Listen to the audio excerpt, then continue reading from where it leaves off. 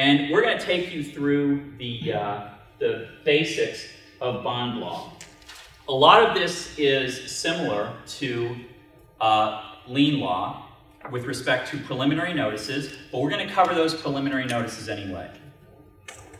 All right, even though you may have covered them in a prior seminar. Okay? The materials that you have in front of you have the full spectrum of shorthand cheat sheets on bond law, summaries of bond law, sample bond law, payment bond letter. It's got a timeline on bond law for the state and federal Miller Act and Little Miller Act, and it additionally has some statutory releases that we're going to talk about, rights to attorney's fees, and then very importantly, it's got materials about your presenter at the end and a picture of me and Morgan Fairchild, right? Do you have that at the end of this? Great. That's the best part. Okay. Take a look at page 1, if you would, of the one-page Arizona Lien Payment Bond and Stop Notice Guidelines. The preliminary lien notices is the first bullet point there, how prelims work. We're going to talk about that today. And then if you drop down to the second half of the page, it's got public project payment bonds, payment bond lawsuit deadlines, and payment bond claims. All right? You're going to know the second half of that page and what it means. Can you blow this up at all, Dara? Okay, and then just drop down to the bottom half of the page.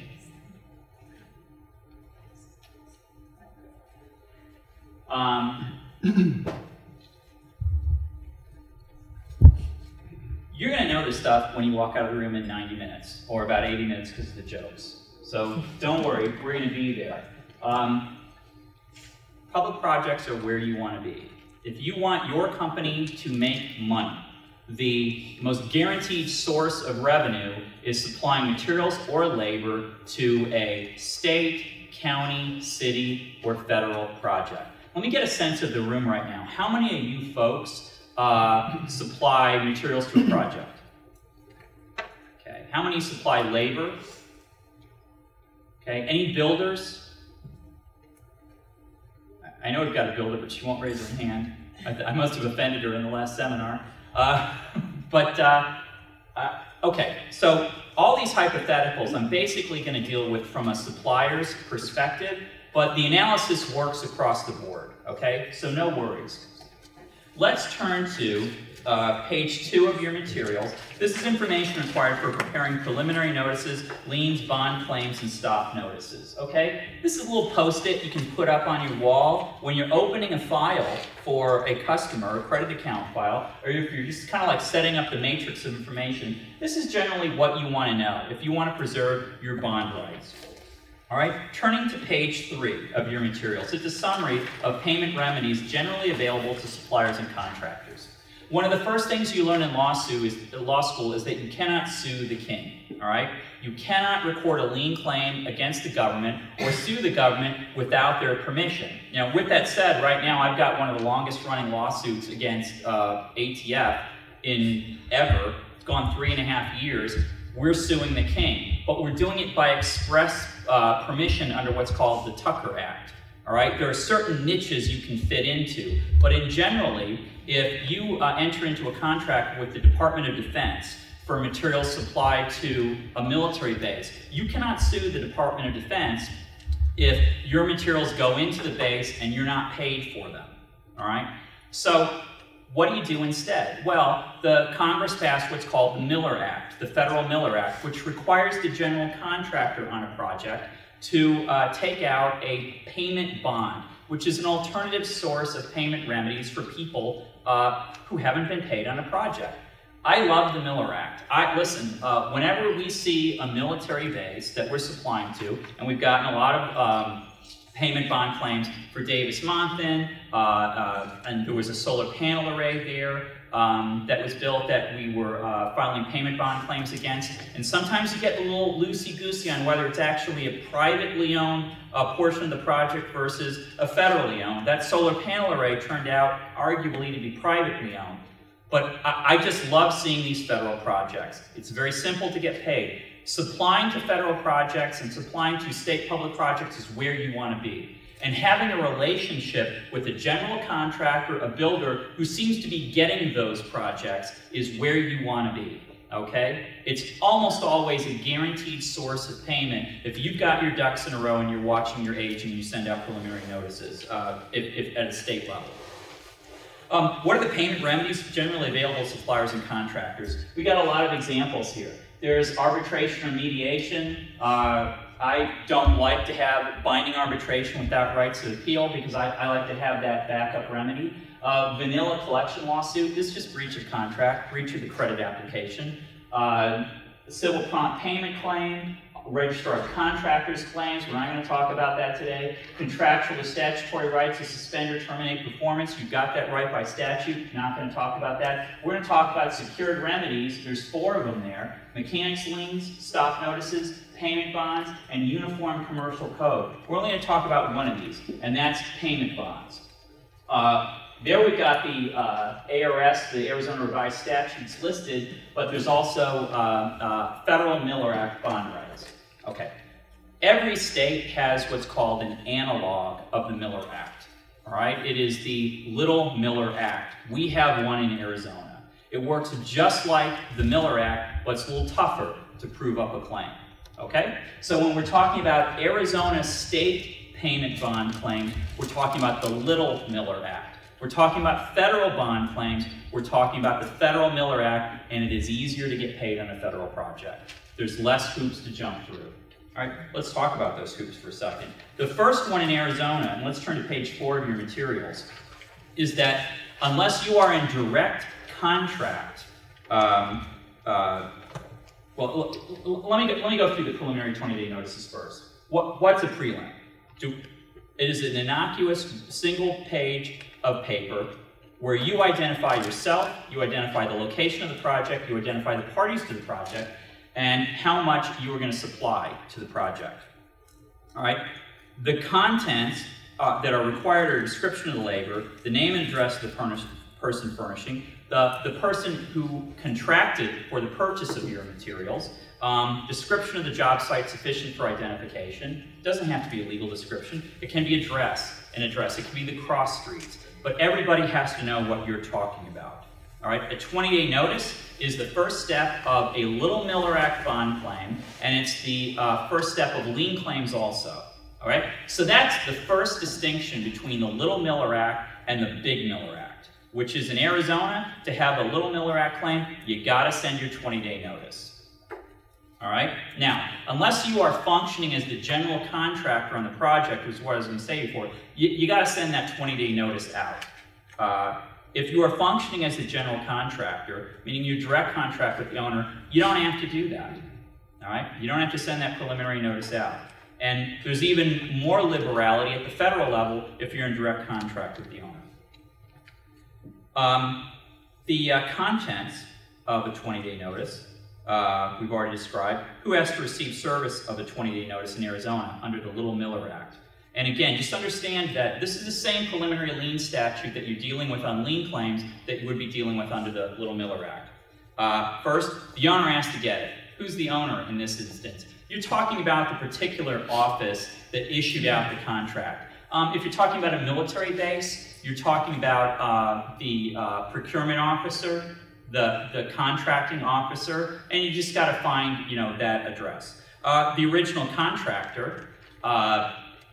Under federal law, you've got to bid that project out, usually under state law as well, above certain monetary levels. So usually you're not going to see the same general contractor on project after project because it's supposed to get bid out. But there's some people that just seem to know how to get these projects. You've got to identify the construction lender if there is one, the person with whom you contracted, who did you sell your materials to or supply your labor to, the general contractor, if it's different than the original general contractor, sometimes people leave the project, and reputed versus actual parties. Look, if you looked up the parties' names to the best of your ability and you got it off the Corporations Commission website, that's a reputed owner name and it's sufficient, even if you're actually wrong. How do you make service of preliminary notice? A certificate of mailing. Now this is different than in California. California, it's certified mail return receipt requested. Not in Arizona. In Arizona, you just walk up to the postal counter and you have a sheet with all the addresses there, and they just stamp it because theoretically they compared it to the envelopes and said all these addresses are the same. I've never seen that actually occur. All right, but that's all that's necessary for proof of mailing of the prelim in Arizona. Can you send it certified mail return receipt requested? Of course, but you've got to factor in the additional dollar value, and suddenly your $20 prelim, your $25 prelim just went up quite a bit, just doubled in value. Also be aware that these days, judges are requiring you to have that lender on the preliminary 20-day notice. Now, you don't always know who the lender is, and sometimes you're not able to get that information, so you've got to find it by going online and looking. Unbelievably, we had a judge on the Tempe Center Point Towers project say to the whole class of attorneys who were pursuing lien claims against that project, and you all know it's kind of a big debacle, say that the lender had to be on that project address on the preliminary notice, even though the lender wasn't known in the public domain at the time. There was no recorded deed with the lender's name on it at that time. You know, that was stunning.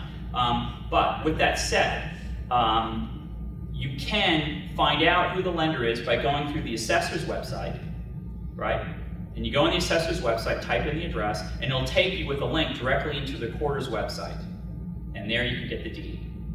And there, with the deed, you can find the lender. That's hard.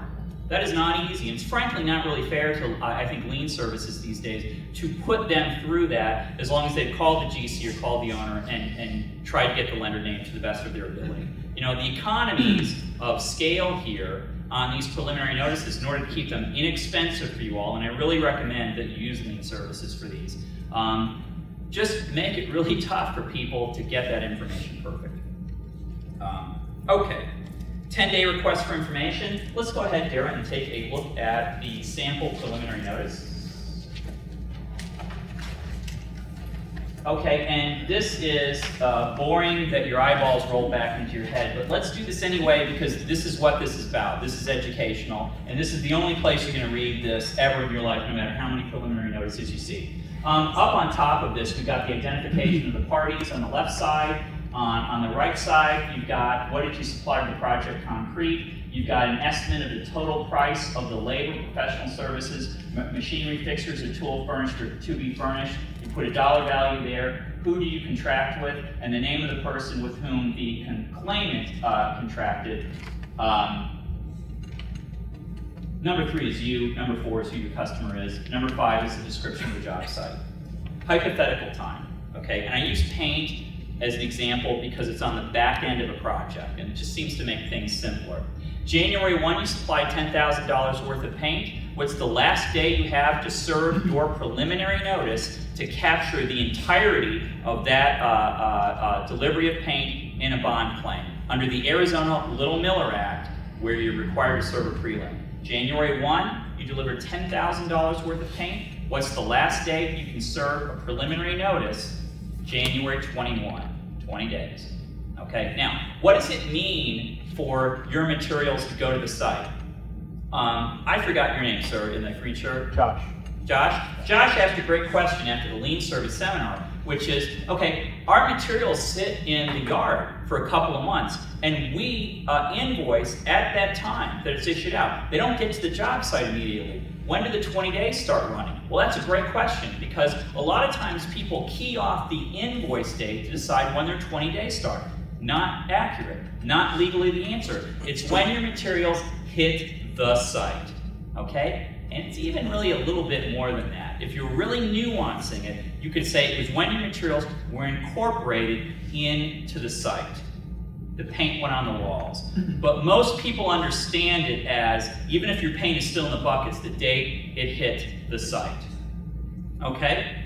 As a general rule, payment bond claims, lien claims, are only enforceable for materials that were extinguished into the project. So here, you know, people defending on lien claims are trying to have their cake and eat it too, saying your 20 days start when the materials hit the site, but you can't include materials on the back end enforcing your payment bond rights or lien claim rights unless they were incorporated into the project.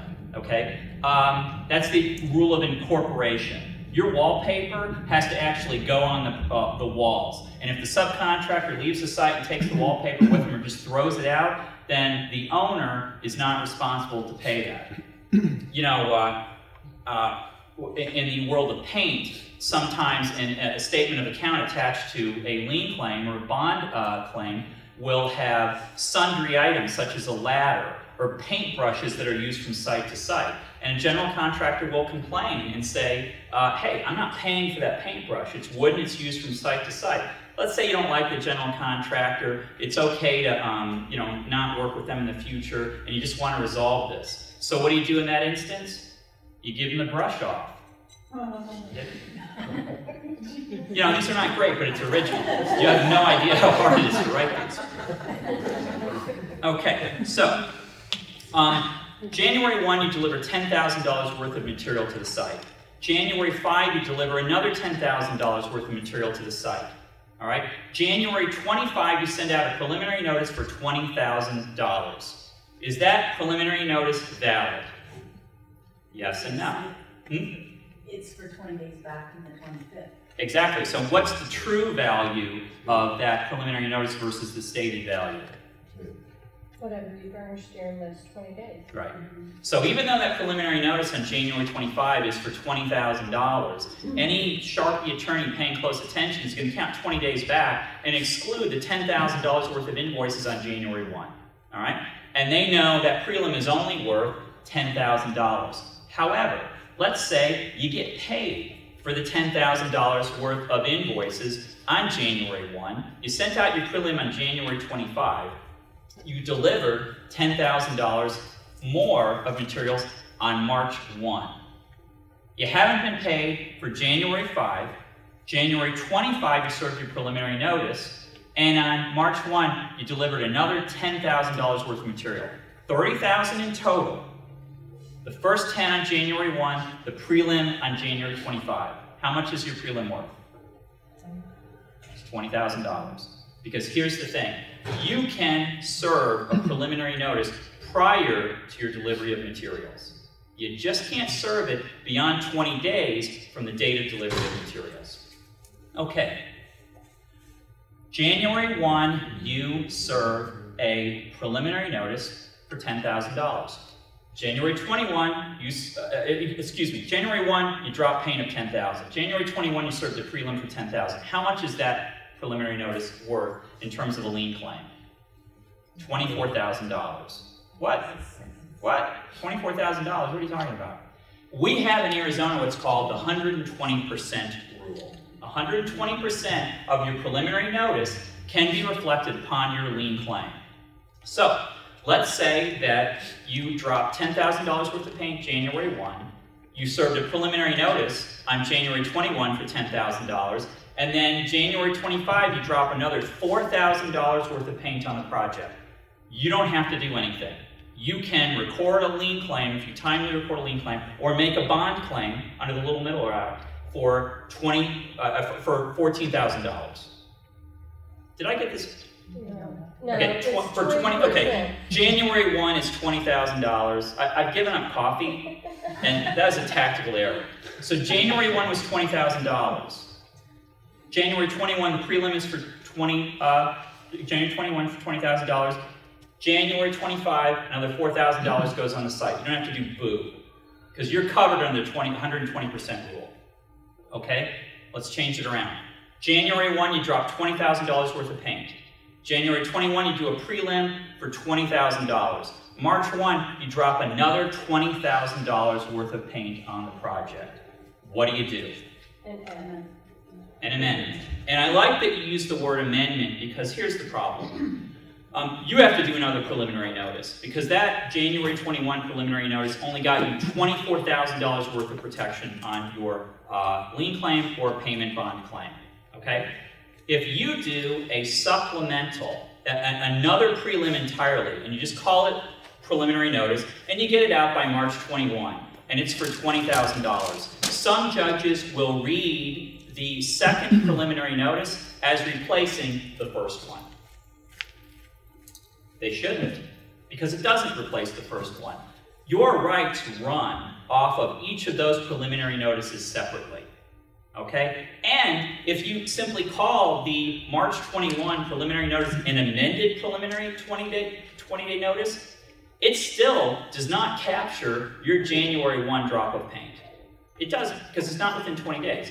But you got to make it simple for people. And you got to make it simple sometimes for judges, because not all these judges come from the civil side. A lot of them come from the criminal side and aren't familiar with these 20-day notices. They're not familiar with this area of law.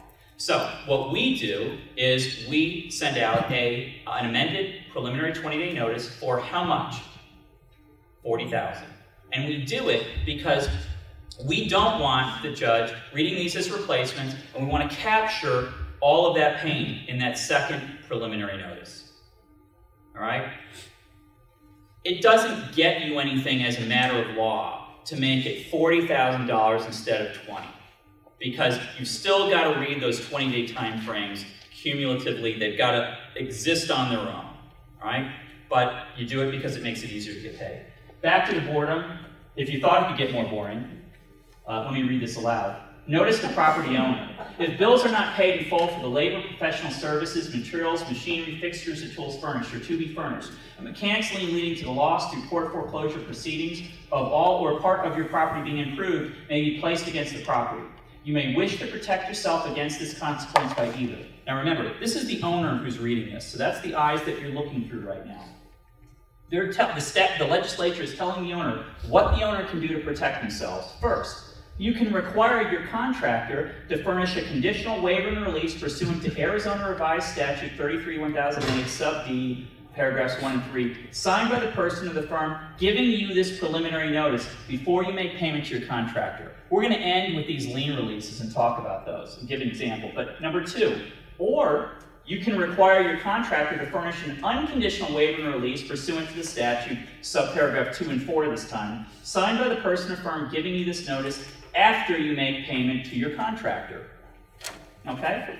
Or number 3, and this matters, this is important because if you attended the last seminar, you saw that we can deviate from these statutory lien releases and they can still be enforceable. Or 3, you can use any other method or device that is appropriate under the circumstances, including altering a little bit these lien releases that we're going to talk about. Okay? So they're telling the owner, hey, just use one of these statutory forms. Within 10 days of the receipt of this preliminary 20-day notice, the owner or other interested party is required to furnish all information necessary to correct any inaccuracies in the notice pursuant to Arizona Revised Statute section 33-992.01, subsection 1, or lose as a defense any inaccuracy of that information. What are we talking about? Well, let me tell you, folks, if you're a supplier, either of labor or materials, this is your friend, okay? Because you are not always going to have the project address correct. You may not have eyes on the site at all. Your sales rep may not have eyes on the site. The only person who might have eyes on the site is the customer, and they may have it wrong, they may have it inaccurate. I mean, Dara and I sit there and we're doing some prelims in different states, and my gosh, even the subcontractor doesn't know the address at times of a project. And so you got to just figure this out, and you got to go with your gut. You got to have your radar going on as to whether or not you're surrounding this. And there's so many tools available to you these days. You know, there's Google Maps, there's the recorder's offices, the assessor's offices, even Zillow we go on at times to get the most up-to-date information about where a project is. All right? Nevertheless, sometimes you'll get it wrong. By the way, the assessor is the one who knows the fastest because they're loving taxing these new properties. So they're giving an assessor's parcel number as fast as they can. All right? But you could get it wrong. Well, if you got the parties correct and everybody who's required by statute got this preliminary notice, then if they see that the project location is wrong, they have to tell you within 10 days, or else they waive the inaccuracy of the preliminary notice as a defense to the lien claim. Now you still got to get it right when it comes around to the lien claim, to the bond claim, but here you can get it wrong with respect to the project location if nobody corrects you within 10 days. Now, let's say that you got the owner wrong. Well, guess what? This isn't going to save you, okay? Because the owner is going to come along and say, I never got this prelim and you got my name wrong, All right, so this prelim is invalid at that point. So it's a limited universe of things that can be corrected and used by this, that you can use the 10-day notice for, but it's a good thing. The last part of the preliminary notice. Within 10 days of the receipt of this preliminary 20-day notice, if any payment bond has been recorded in compliance with Arizona Revised Statute Section 33-1003, the owner must provide a copy of the payment bond, including the name and address of the surety company and bonding agent providing the payment bond to the person who has given the preliminary 20-day notice. In the event that the owner or other interested party fails to provide the bond information within a 10-day period, the claimant shall retain lien rights to the extent precluded or prejudiced from asserting a claim against the bond as a result of not timely receiving bond information. Look, there are private projects that have payment bonds issued out all the time. And it's because they're big projects and there's so many vendors, there's so many suppliers of labor that the owner just says to the general contractor, you're going to post a payment bond and avoid these lien claims or you're not going to get this project. All right? So, you don't know that on the front end. If there's a payment bond in a private project, you're assuming to the contrary, that this is functioning just as any other private project will. So you send out your preliminary notice. They have to, the owner or the general contractor who has that payment bond information has to send you within 10 days the notice of the posting of a private payment bond in order for them to claim that as a defense against your claims against the private payment bond.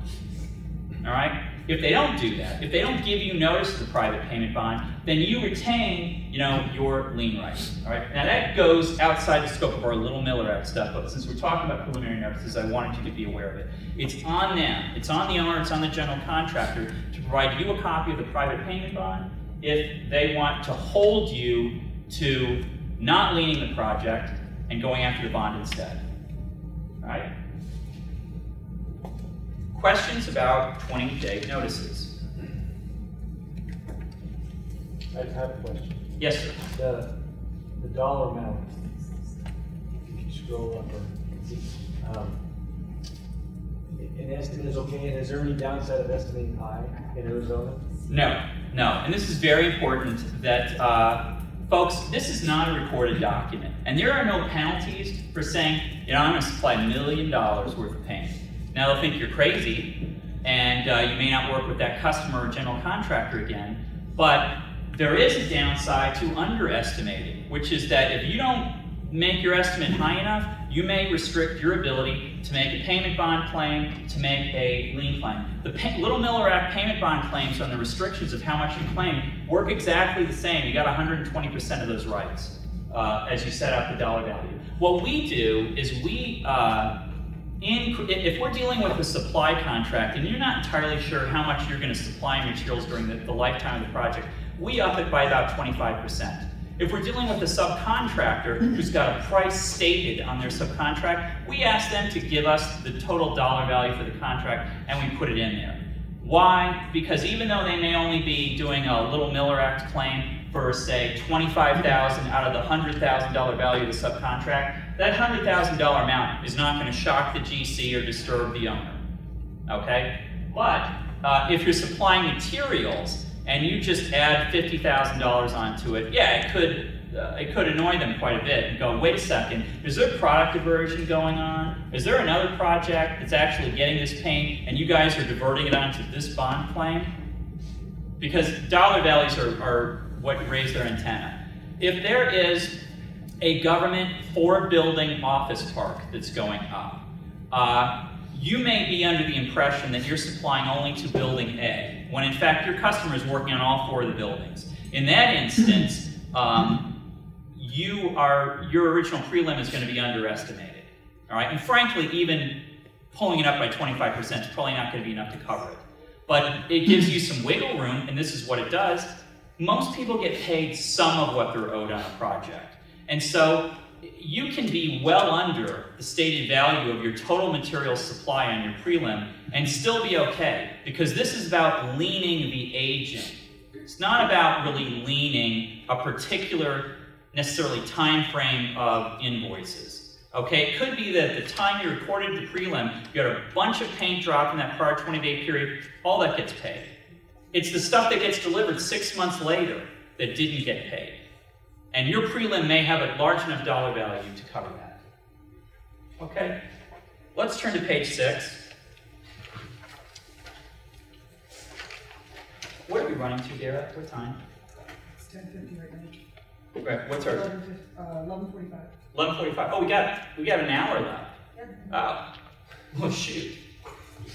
So a rabbit walks into a bar. He brings a friend. Half an hour. Oh, plenty of time, nevertheless. Brings a friend with him and says, "I'm just getting a beer for my friend." And look, I say this. There's a reason I say this.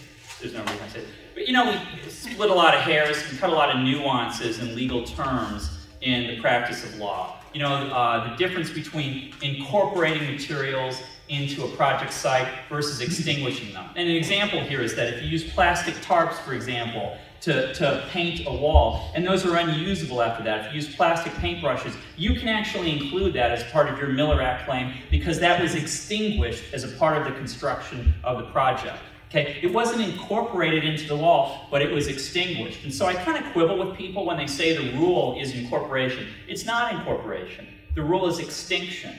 Was something rendered unusable again, whether it's the paint on the wall or a plastic paintbrush, by the fact of the construction. So that seems like splitting hairs, but that's why Rabbit goes into a bar, brings a friend with him, and says, "I'm just buying a beer for my friend." The bartender says, "What do you have, mate?" And he says, "I'll have a cold beer in a chilled mug with a wedge of lime." The bartender goes, "Oh, okay, one of these." All right, brings the beer, and he goes, "I said wedge of lime, that's a wedge of lemon." Bartender rolls his eyes, brings it back, and says, "I said chilled mug. There's no ice on that mug. That mug's not chilled." Bartender takes a deep breath. Now he's exasperated, brings back the beer, and the rabbit says, "Well, now the beer's warm." Bartender reaches behind the bar, pulls out a fire axe, buries it in the rabbit's head, and kills him, and says, "Now who's splitting hairs?" Makes you really want to get back to these materials, doesn't it? Payment bonds. Okay. This is what you came for. Federal Miller Act and State Little Miller Acts, purpose and end applicability. Because by law, liens can't attach to federal projects, you have a payment bond under the Little Miller Act at the state level, the Federal Miller Act at the federal level as an alternative remedy device. The government enacted the Miller Act to provide an alternative remedy. It protects those in direct contract with the prime contractor and those in contract with the subcontractor. Third-tier subs, second-tier suppliers are not protected. Under the Federal Miller Act, arguably it's the same for the states. In Arizona, it is. What am I talking about? Okay, the owner is in contract with the general contractor. The general contractor contracts with the subcontractor. The subcontractor contracts with the subcontractor below the subcontractor.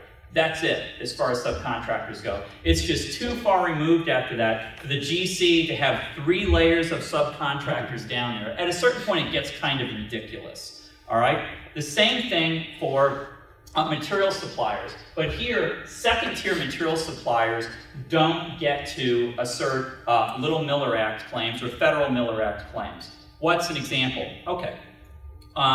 You are selling an air conditioning unit to an Air Force base. All right? Now, you're a supplier of the air conditioning unit, but you bought materials, widgets that you put into the air conditioning unit. They are, in a sense, a supplier to the project through your air conditioning unit. They don't have those rights. Because the government says, at a certain point, this has to stop. One of the reasons it has to stop is because every single one of these bond claims do what's called telescope. Every single one of these bond claims and lien claims include the total dollar value of the materials and labor below it in the payment chain. So it gets a little absurd that out of, say, a $100,000 portion of the contract, you have $275,000 worth of Little Miller Act claims. Because when you stack them all up together and they telescope, the total independent value of each of those bond claims, which captures everything below them, add up to far more than the portion of the contract. And it becomes a nightmare when the owner is saying, "I just want to issue payment for the value of the contract and let you guys work it out." All right? That's one of the reasons they cut that off. The Miller Act was amended in '99 to require a payment bond for all projects, regardless of the contract amount. States have varying requirements. Below the state level in Arizona, it's the Arizona Procurement Code. All right?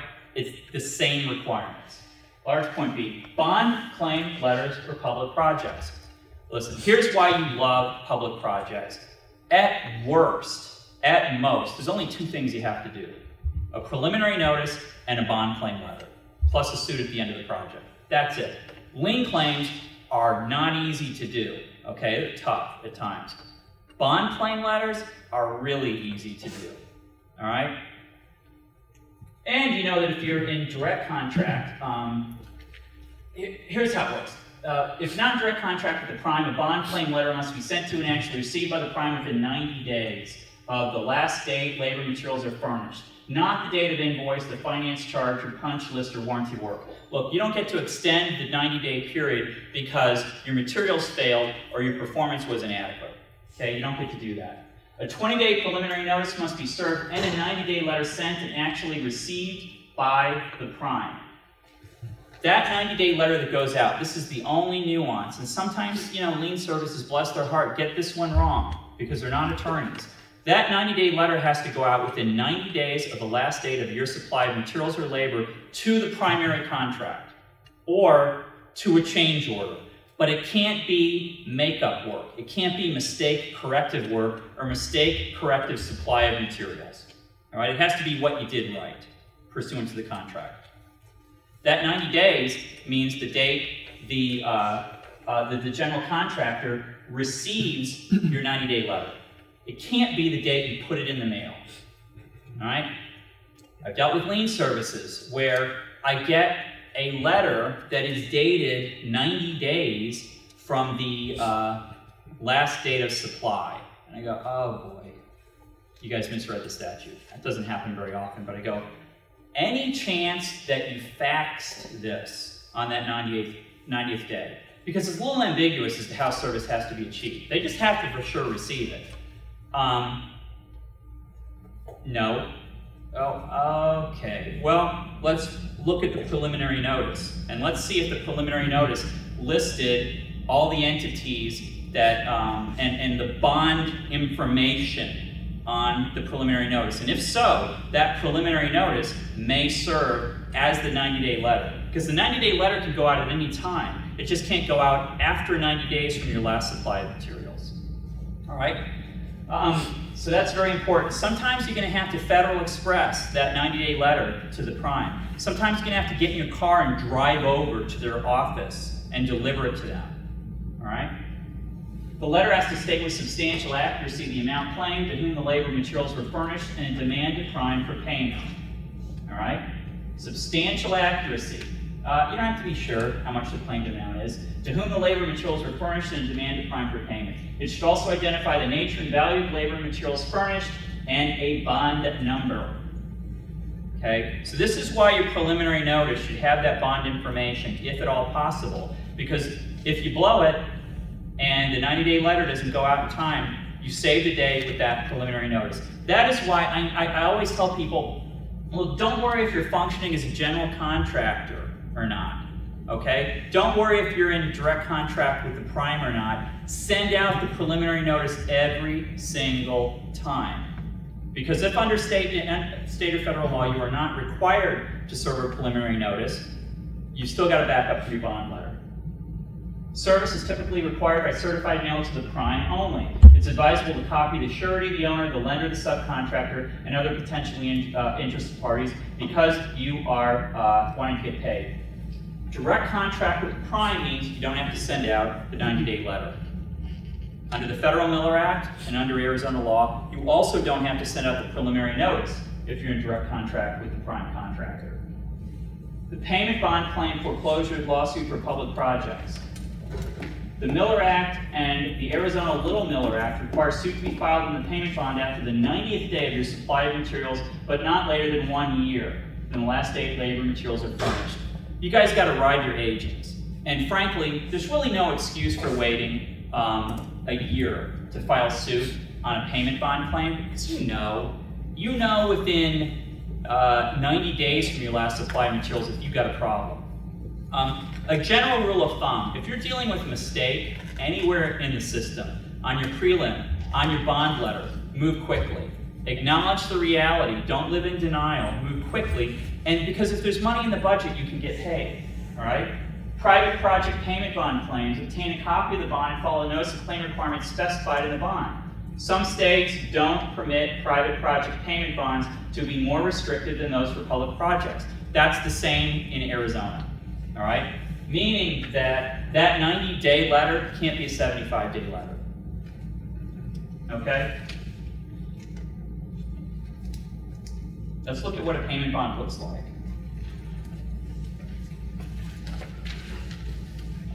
This looks like it was written by a 10-year-old, all right?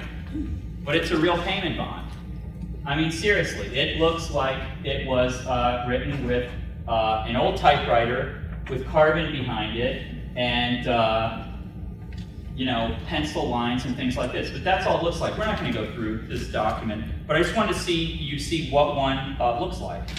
A couple of pages, then you got your boilerplate, all kinds of things that no one reads. All right? Then you've got your stamps giving authorization to issue out this payment bond. Here's what a payment bond letter looks like. And that is on page 12.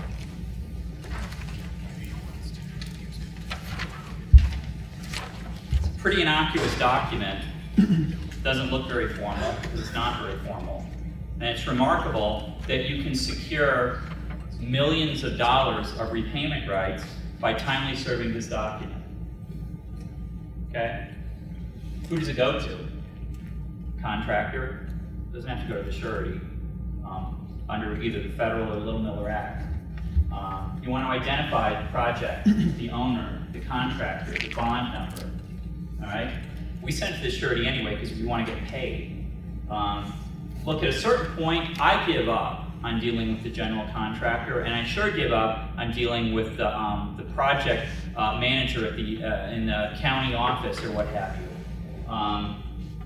And I just deal with the surety, because the surety is the one, you know, who's going to get sued on that payment bond.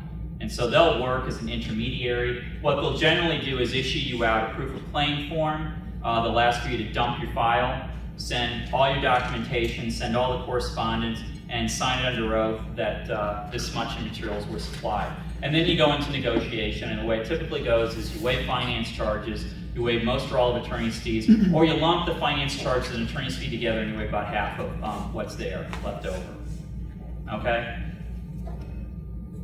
Let's just read it real quick, because this is so important. And again, this is the only place you're going to read this. Please be advised, this law firm, and it could be just you, that we are a claimant, and as such have been retained, well, here we're a law firm, have been retained by claimant to collect all sums due and owing to it on the above referenced project. As you have previously been made aware by claimant in its lien and bond service, claimant supplied materials to the above captioned project pursuant to a direct contract with your customer. As you are also aware, the subcontractor was hired by the GC for the construction of certain improvements for the benefit of the owner. The claimant fully performed in accordance with its contract with the subcontractor. Despite proper and repeated demands for full payment, the claimant remains unpaid for its paint, wall covering, and related materials, and any related labor for the current principal amount of such and such, plus interest, attorney's fees, and any litigation possibly incurred pursuant to the amounts owed. The claimant requests the courtesy of payment pursuant to its statutory bond rights for the principal amount of blank, plus interest, attorney's fees, and litigation costs. Please contact the undersigned counsel to obtain a current payoff amount. Any unjustifiable dispute regarding the entitlement to principal interest and reasonable legal expenses incurred to pursue this claim will be contested if necessary in a court of proper jurisdiction. In addition, pursuant to the claimant's statutory rights, we request that you promptly furnish an official executed copy of the payment bond for this project to undersigned counsel. Should you have any questions, call me. You can just change that, and you guys can issue the 90-day letter, because this is not an elaborate document, as you can see. If it goes out from a law firm, is it more likely to get notification, a little bit of notice? Sure. But as you can see, you don't have to do a whole lot. If you go up there to the first page again in that gray line, look, redundancy is key. So we put the information about the project up on the gray line. We also put a lot of that information in the body of the letter. But we've met our obligations before we even type in Dear Sir Mailer. Okay, let's go to the timeline for the Federal Miller Act.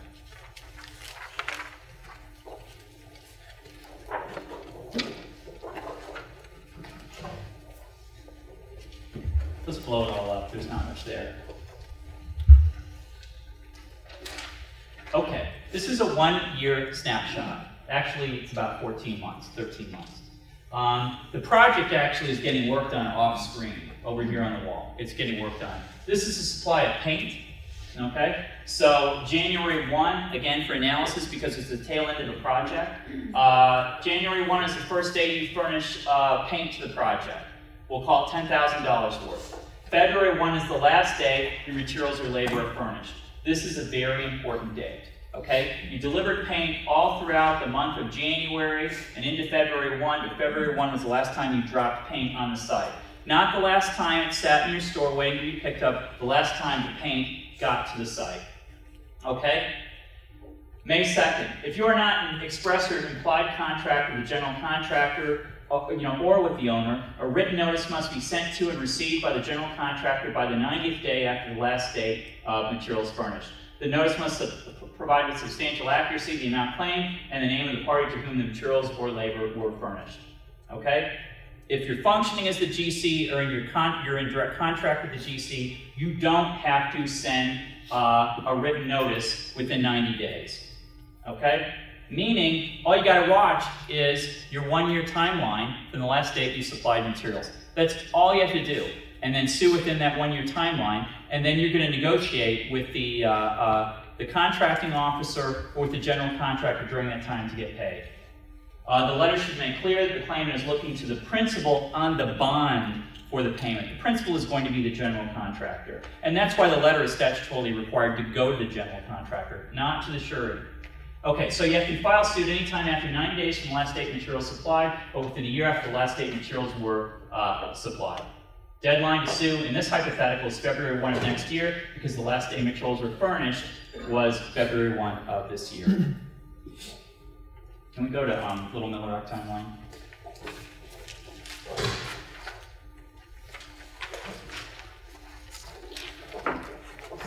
Let's go one at a time on this. Stop there. Hold there. Okay. So this is a little more complicated because we have a preliminary notice here. January 1 is the first day materials labor are furnished. Your last day to serve your 20-day notice is January 21. Now the prelim is not required if you are in direct contract with the owner or with the general contractor. Okay? Next up, your last day of supply of materials is February 1. Well, in this hypothetical, March 1. Your last day of supply of materials is March 1. If you're not in direct contract with the GC or with the owner, in addition to serving a 20-day preliminary notice, a written notice must be sent to and received by the GC by the 90th day after the last date materials are supplied. The notice has to provide with substantial accuracy the amount you're claiming and the name of the party to whom the materials or labor were furnished. If you're the GC, if you're functioning as a GC, if you're in direct contract with the GC, you're exempt from that. You as a material supplier, if you are not in direct contract with the GC or with the owner, you are not exempt from this. So you have to supply both a 20-day notice and you must supply a 90-day letter. In this instance, if you forget to do the 90-day letter, even if your 20-day notice would have functioned as a 90-day letter because you've got the bond information on the 20-day notice, you're dead. You're still dead. All right? Because here you got to have both. But on the Federal Miller Act, if for some reason you weren't sure if it was a federal project or not, and sometimes that can be the case because there could be HUD money that's going to a project that would ordinarily be a state project and somehow it converts it into a federal project. In that instance, if you're not sure and you send the preliminary 20-day notice, then it turns out it's a federal project and that 20-day notice wasn't necessary, but it had the bond number on it, you already satisfied, in all likelihood, the 90-day letter. I still advise you send the 90-day letter, but if you miss that date, you may be okay.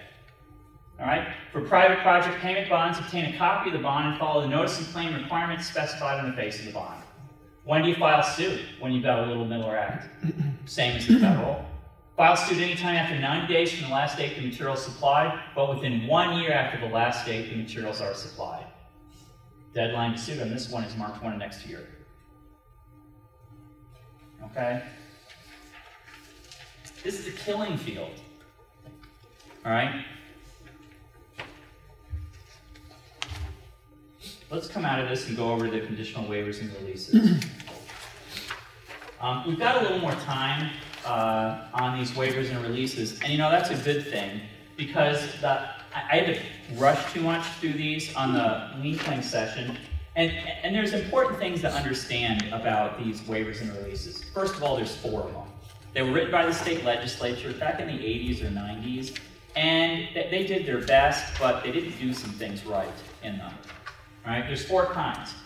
We know that there's 2 kinds of payment that issue on a project. There's progress payment, which is before the project is completed, and there is final payment, which is after you've done all the work you're going to do on that project. So progress payment is mid-supply of materials or labor. Final payment is when you are done on that project. Okay? Within the progress and final payments, you have distinctions between a conditional release and an unconditional release. So there's a total of 4 releases. Let's look at the first one.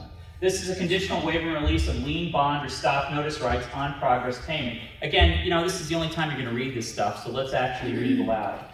There's a project line, it doesn't have to be filled out. There's a job number, it doesn't have to be filled out. On receipt by the undersigned of a check from, this is whoever's going to issue that check, maker or payer of the check, in the sum of dollar amount made payable to you, or if it's a joint check, made payable to you and let's say your subcontractor. And when the check has been properly endorsed and has been paid by the bank on which it is drawn, this document becomes effective to release any mechanics or materials lien, any state or federal statutory bond right, any private bond right, any claim for payment, and any rights under any similar ordinance, rule, or statute related to claims or payment rights for persons in the undersigned's position that you have in the job of whatever this high school located at, and you give the job address to the following extent.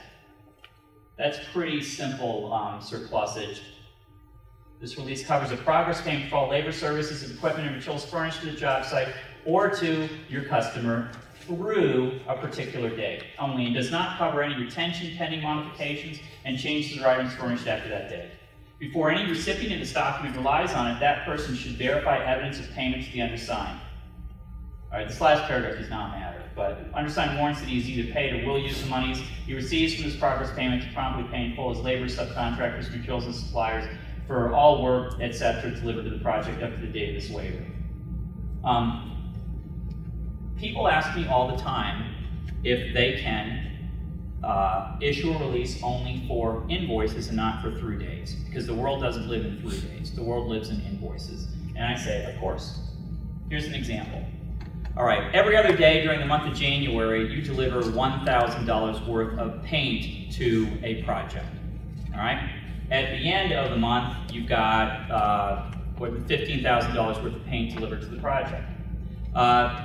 They want you to, the owner wants you to sign a release for $10,000 and has a through date of January 31.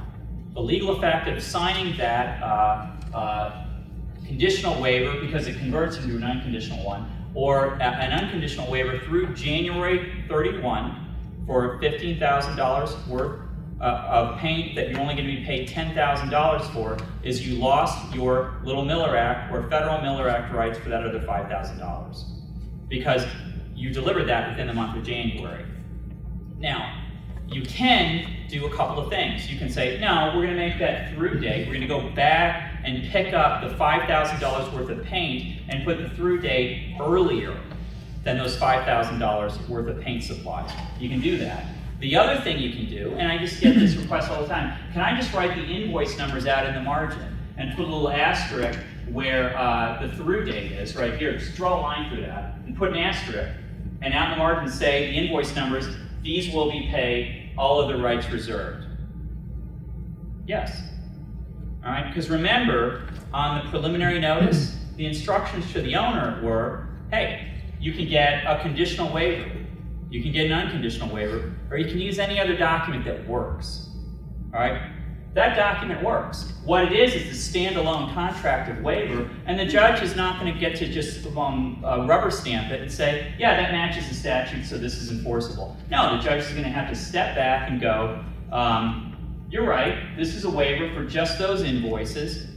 It's not for any other invoices. This is how they chose to contract. Judges get that one, by and large. It's the general contractors and the owners who at times will say, listen, this is not how we do business. We're going to live by these statutory releases. That's how we're going to do it. And if you want to get paid, you're going to sign this. Because the legislature said this is what you have to use. Well, not exactly. The legislature said your release has to conform with substantial accuracy to this if you want to get the automatic protections of the statute. It didn't say you couldn't use any other form. And it would never have said that because, frankly, that'd be an unconstitutional interference in your right to execute contracts. All right? So, what you just have to explain to a GC, to a builder, is that no, we can vary from that. And it just has to stand on its own in court. And people are okay with that generally. We have these in Word, and we go and we physically modify these documents to do something like that. Because I just, in general, I don't like marginalia too much. What the legislature should have done is when they drafted these, it should have given you the option. You know, do one of the following, have a through date, or indicate the following invoices will be paid by this release and no other. That's what they should have done. They should have given you the option. Because again, people don't live in through dates. They live in invoice numbers. Check stubs list particular invoice numbers. They don't list a date for what's being captured. Let's go to the unconditional waiver and release on progress. All right. Now, this is the same thing, essentially, but you've been paid. You know, and you've got through January 31. Okay? Now, let's say that $5,000 worth of materials and that $15,000 worth during January didn't go to the site. It went someplace else. And either through a mistake by your person working the counter or your customer just didn't give you accurate information, that material wound up on this project account. And the owner is onto it because you know what?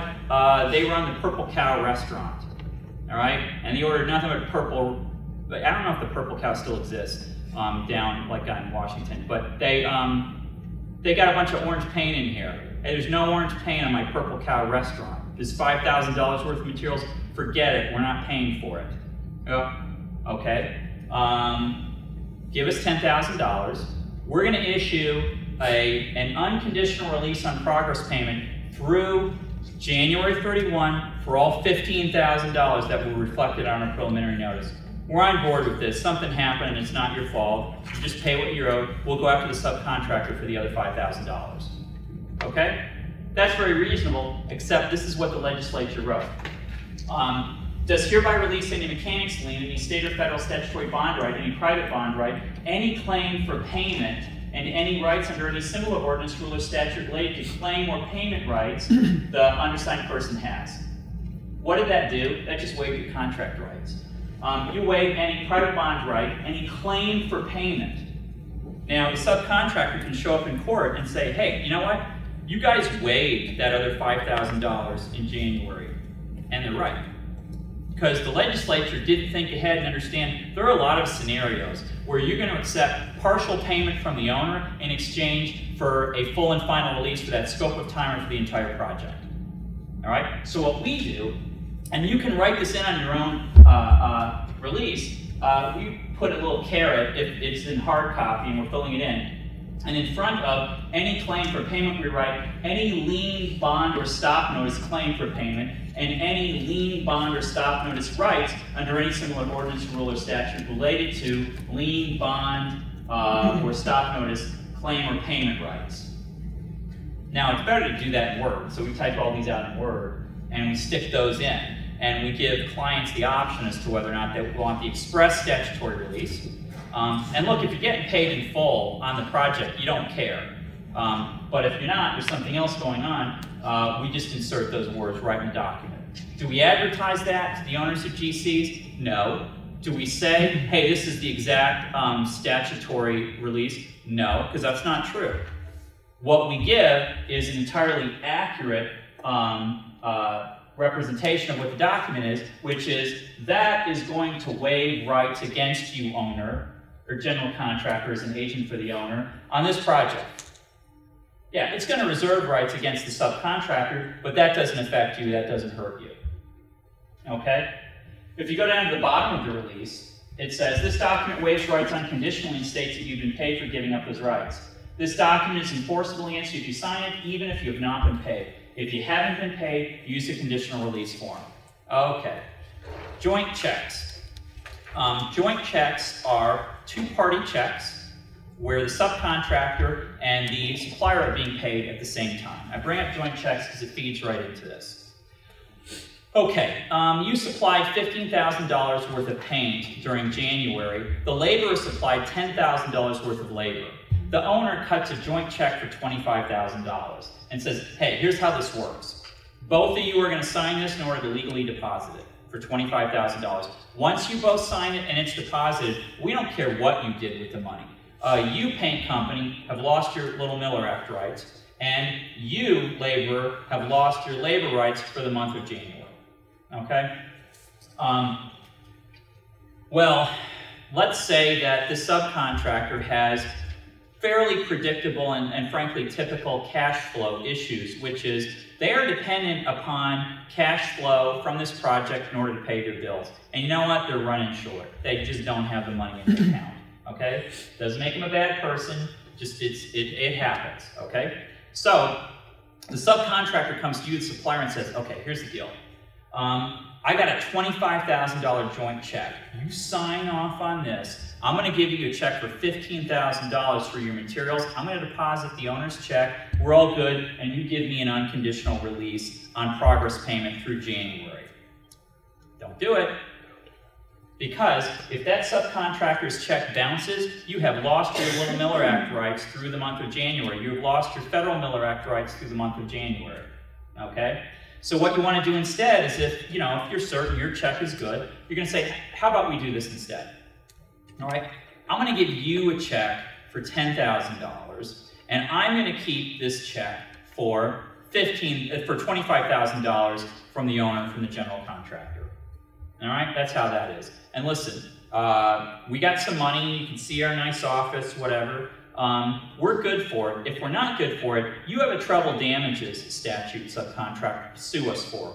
Meaning you send us a registered letter in 14 days if we don't pay a replacement check for the $15,000. You can sue us for $45,000 for the $10,000. You can sue us for $30,000.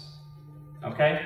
So if our check bounces, subcontractor, you have it's a payday for you. You're going to make $30,000 off of it if we don't replace it. But if the subcontractor's check bounces because they don't have the money, hey, you can have treble damages times $1 million, and that doesn't help you if it's not there that's collectible. All right, but in the meantime, this kicked in, and you lost your Little Miller Act rights against the payment bond at the project for the month of January. Okay? That's a tough lesson people learn. For years ago, there was an unconditional waiver and release. Well, it was a conditional waiver and release that was issued that automatically converts to an unconditional when payment is made. And people didn't think this went through. They gave a through date on it that wasn't appropriate. And actually, this was an unconditional progress payment. So they issue it out and said, what have I done? I've got all these invoices that aren't covered. And I said, well, here's what we'll do. We'll send out a revocation of unconditional release on progress payment. A revocation? There's no such animal. You know, and I typed it up and we faxed it over to the general contractor. Said, we revoked that. And they go, oh, they revoked it. This is a law firm. They must know what they're doing. I showed it to people at the law firm. They went, is this a joke? Said, well, there's still money in the budget. Let's see what we can do. So the earlier in the process you deal with these certain realities, you can get around them potentially. But this is ugly language. And you need to take it seriously because, the attorneys for the GC and the owner, they're going to take it seriously. Let's look at the conditional waiver and release on final. This is, conditional waiver and release. Now this is the same thing as the progress release, okay? The only difference here is that this is the last money you're going to see, all right? And that includes retention, all right? Now, retention is not affecting you, the supplier, if you're a supplier. It's affecting you, the subcontractor, because that retention is for punch list items, it's for issues in dispute, and your progress release isn't going to affect that, but this does. There's nothing left here when you sign off on a conditional waiver and release. And be aware that, line 3, when the check has been properly endorsed and paid by the bank in which it is drawn, the document becomes effective to release any mechanics lien, any state or federal bond right, any payment, private bond right, again, any claim for payment. But what it means is that the second you get the check for the $15,000 worth of paint that you supplied, and you deposit it, even if you didn't issue out an unconditional waiver and release, say on progress or on final, all right? The second it goes into your account, this converts into an unconditional final. Well, then why do project owners and general contractors ask for unconditional finals if you already gave a conditional final and it's converted into an unconditional? Because a lot of them like to record the unconditional final releases. All right? And a lot of them like to show them around. And you don't have to attach another document to an unconditional final. You do have to attach proof of payment to a conditional final. People, as you can see from the last sentence of the second paragraph, have to do investigation to find out if there's actually been payment issued. Before any recipient of this document relies on it, that person should verify evidence of payment to the undersigned. But with an unconditional final and unconditional on progress, that sentence isn't there, among other things, because it doesn't matter. It doesn't matter if you've been paid or not. Now, sometimes people are issuing out conditional releases on progress for through dates, and they supplied materials in December, and they supplied materials in January. The date is through January 31. Okay? That's going to waive those rights for the December payments, that progress release. Again, you're going to have to change the language of the document if it turns out that this draw is just for January. It's not for December. Okay? So listen, folks, you're all lawyers in a way. A lawyer is just somebody who practices law, essentially. You may be unlicensed, but you're still a lawyer. So you have the ability and the skill set to go ahead and manipulate these releases and particularize them to your specific transaction. And there's nothing wrong with that. People do that in commerce all the time. It used to be that lawyers weren't involved in all these transactions. Lawyers drafted the templates that clients used, and then clients worked it out from there, okay? We're in a different world right now, and that's why people frequently email with their lawyer in the midst of these transactions to go, look at this and tell me if this is clean. And the beauty of email is that you can actually turn that around in 10 or 15 or 30 minutes and come back and be involved in that transaction. It wasn't that way before. You had to hand deliver your contract to your lawyer for them to look at it, drive it over, or something like that. So it's a different world. But the point is that your skill set didn't change during that period of transition. You are still completely capable of taking these documents, particularly since the point of today and this whole conference is to demystify these documents. Okay? These are not magical documents that are sacrosanct that you can't touch and you can't understand and you can't modify. You understand them, you can touch them, and you can modify them, both as a practical matter and as a matter of law, and I encourage you to do so. Don't let your commerce, don't let your ability to transact get hung up by what people a quarter century ago drafted that doesn't match what you've got in front of you. There's something that's going on with our society where we just give like too much of a talismanic magic to a document like this, and we don't understand that it was about 10 people sitting in the committee in '85 who put it together, and they knew that it wasn't going to be the end-all or be-all. Okay? Be aggressive in your thinking about matching this, which I frankly think most of the time is just a starting point, to the release you've got in front of you.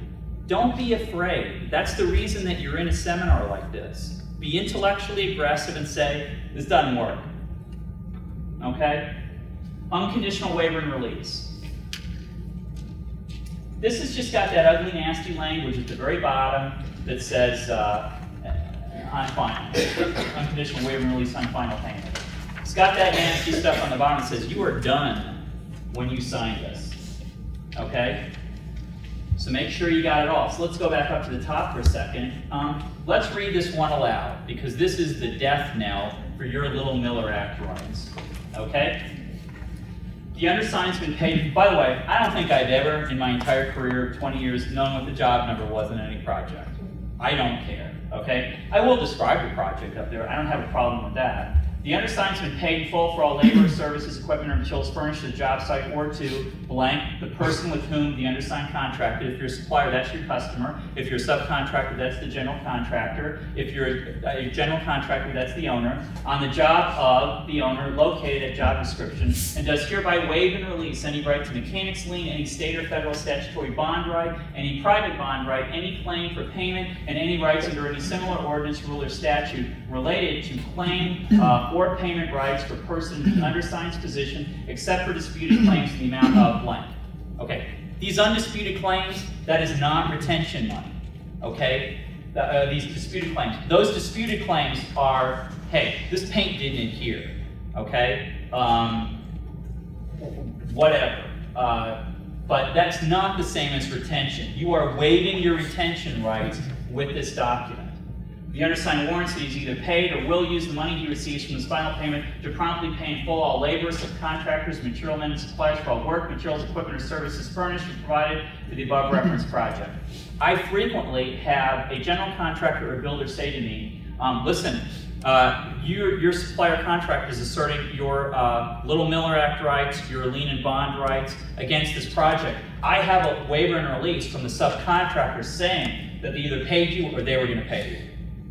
I don't care.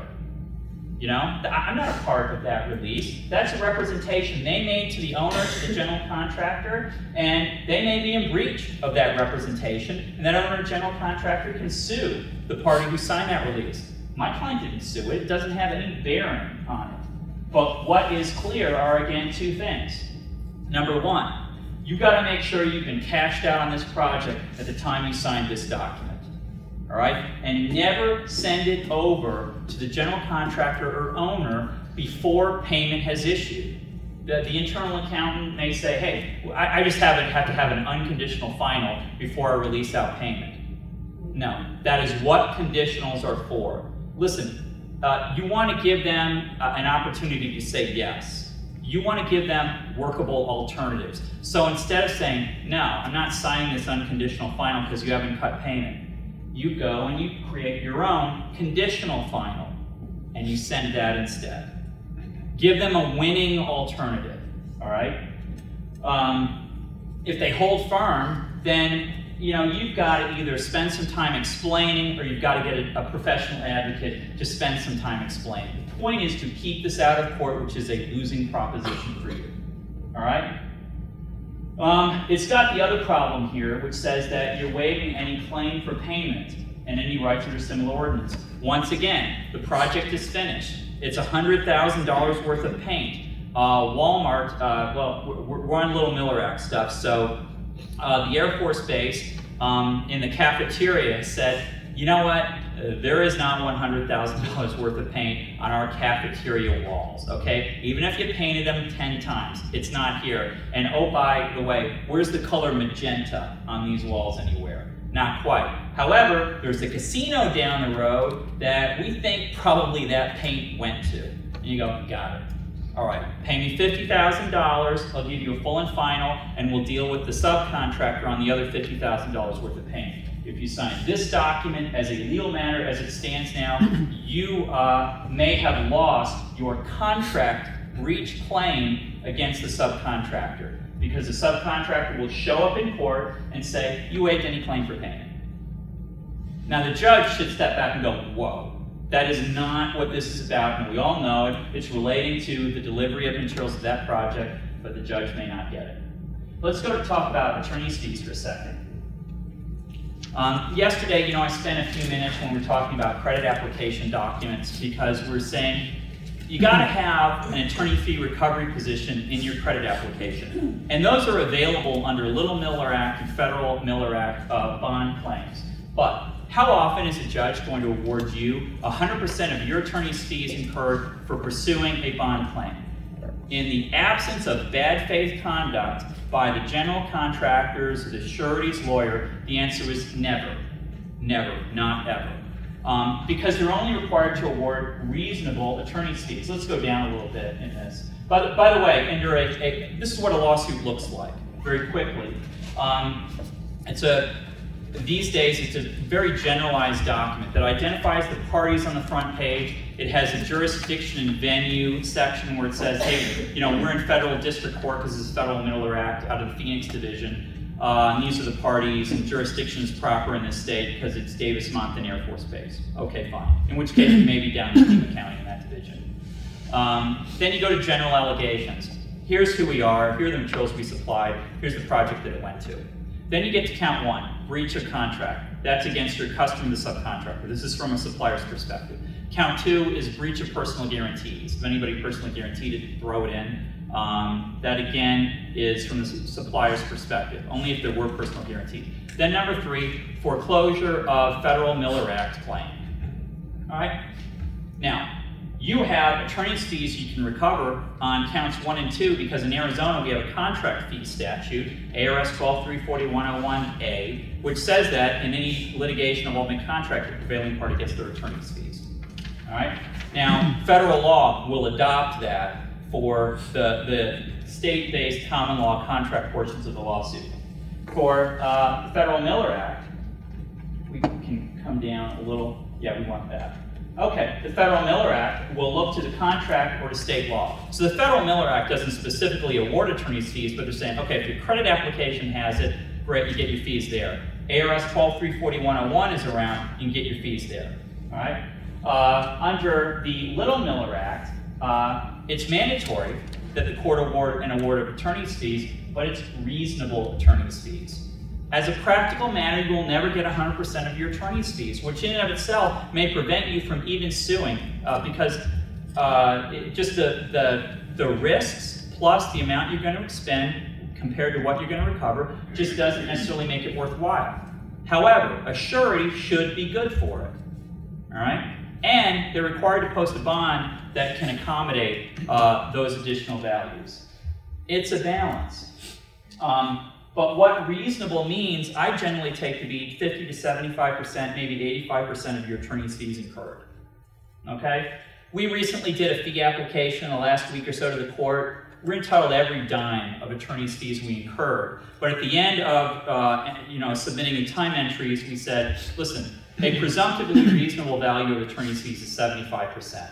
So this is what we're asking the court to award. Why?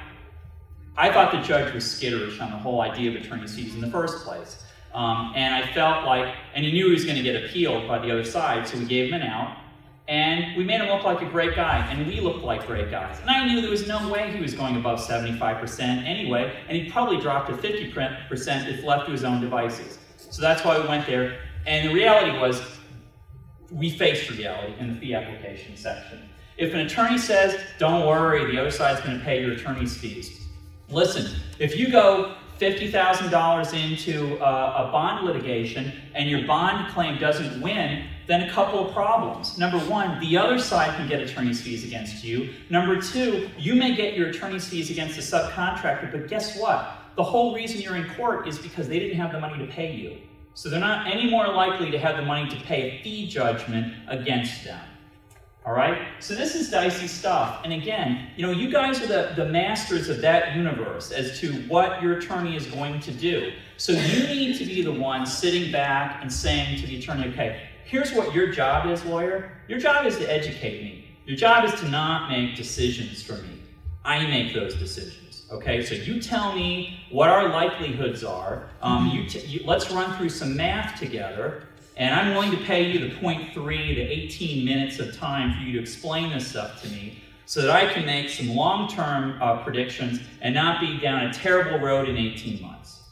The bottom line is you want to negotiate where you can, but you also want to be cost-effective and pull in an advocate where necessary to educate other third parties and to let them know, you have some bullets in your gun. I don't think we've got any other... I'm going to tell you some goodies we just tossed in. So let's look at some goodies, just for giggles and grins. Listen, You don't want to sue. I'm telling you this time and again. You want to stay out of court if you can. You want to negotiate if you can. And if you go into court, you do not want a dog and pony show of having to prove that these invoices went here, these invoices went to these materials, and they were all delivered. Get your customer, and this isn't necessarily bond stuff, but get your customer on a promissory note where they have a consent to judgment in the event they default. So that you don't have to have 3 days in front of a judge saying these materials went to the side, here's the proof of delivery. A promissory note gets you off of that. Okay? The next document that we've got, that we just kind of tossed in, is a security agreement. Sometimes a customer will say, please do not go after this general contractor's payment bond. Please don't do it. You're going to cost me my livelihood with this builder. I promise you that I can get you the money, but I need 30 days, 90 days, which is for some reason going to put you outside the foreclosure date on your Little Miller Act claim. All right?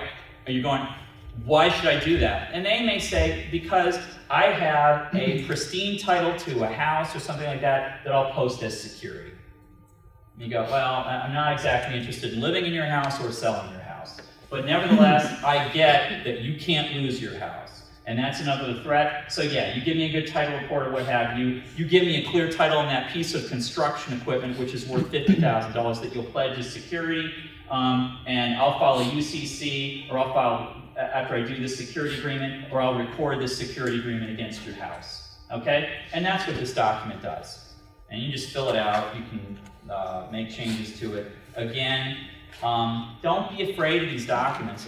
Look, once you've bought and sold your own house, you have a pretty good idea how a lot of this universe works. All right? You all have seen so many of these forms of documents that there's no reason you're going to be intimidated by them. I don't see, we also have a UCC financing statement that I wanted you guys to know, what it looks like. Again, this is an alternative form of security. It's a one-page document. If you sell fixtures, lamps, if you sell construction equipment, you're going to want to, at the bottom of the document, explain exactly what the collateral is, and then you file it with the Secretary of State. Okay? I want to go back to the second page, to this page 1 actually, the template, the list here of things that you now know. We promised you would know it. And the laminates, are for that purpose. You've got the timelines, you've got the one-page laminate of what Arizona lien and bond law looks like. You now know what a preliminary lien notice is. It's an innocuous-looking one-page document that has to be sent within 20 days of your first supply of delivery materials. If you're continuing to supply delivery materials, you understand you still capture that stuff that's in the prior 20 days and at any time afterwards. Then dropping down to the second half of the page, you know that the Little Miller Act is Arizona payment bonds. The Federal Miller Act are federal payment bonds. If you're not in direct contract with the prime or with the owner, a 20-day preliminary notice has to be served. If you're not in direct contract with the prime or the owner, a bond claim notice letter must be sent and actually received by the general contractor within 90 days. All right? Now, the second one is for both the Federal Miller Act and Little Miller Act. The first note is just for the Little Miller Act. In Arizona, if you are not in direct contract with the prime or in direct contract with the owner, you must send a preliminary 20-day notice. Under federal law, if you're not in direct contract with the prime or the owner, then you must send a 90-day letter. Same under the Little Miller Act. You understand that public project payment bond lawsuits can be filed at any time after the 90th day, but must be filed within 1 year of the last date you supplied good labor or good materials. And finally, you understand that there are private project payment bonds which function according to their own terms, but they can't be more restricted than, for instance, the Little Miller Act. 90 days can't be shrunk to 75 days for a demand letter under a private payment bond. They have to be as liberal or lenient as the Little Miller Act is on those enforcements. Any questions? What's for lunch? That's my question. Any of these documents that you want in Word, feel free to email me, and we'll send them to you in Word. I don't care. I'll send you a preliminary notice in Word. My email address is not on that. Our website is on that. So you can just go on to my bio page and send a blind email in and just say what you want. If any of you have, what am I talking about? You all have pens, you have paper. My email address is jreed, J-R-E-E-D, at bwglaw.net. And again, if you want some of this stuff in Word, any of this stuff in Word, we'll send it to you in Word. jreed, J-R-E-E-D, at bwglaw.net. Right, everything else is on the front cover of the page other than jreed. No other questions? Yeah. The continuing education, if Right. you need the control number, it is 21084. All right, I got nothing. That's probably good. Thanks for coming, folks.